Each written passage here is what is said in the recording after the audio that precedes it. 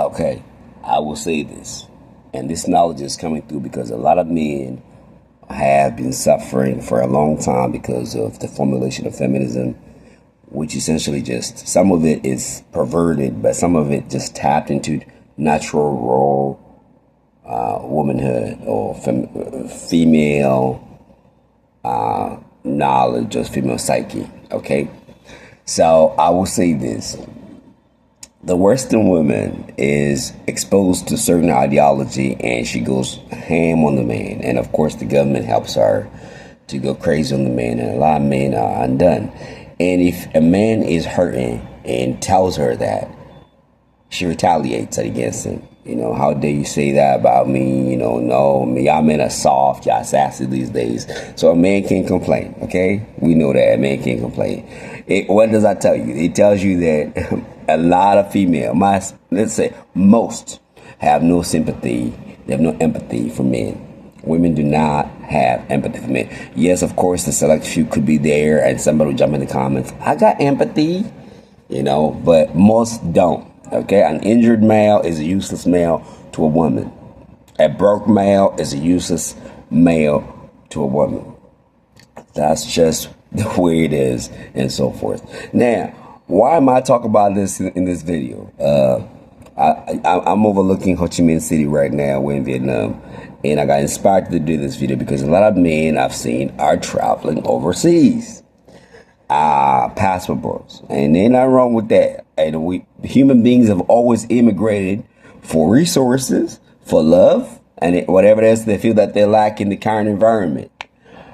But the thing is, the truth of the matter is, no matter where you go, all women are the same. Trust and believe. So what's occurring now when you come over to a place like Vietnam or Thailand or Malaysia?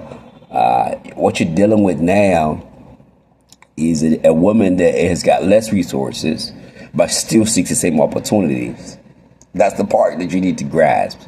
She got less resources, still seeks the same opportunities. Because remember, in this world, there's a hierarchy of dominance. And for the longest time, the United States or Europe has been the beacon of standard of beauty and everything else. Not to say that they are perfect. Matter of fact, they haven't been. But women in, let's say, developing nations or third world countries are admiring, can't wait to get to. The majority of them can't wait to get their hands on Western culture, Western values. Most men would want to, you know, most men in the Western countries want to leave those things. But the women in the developing countries want those things.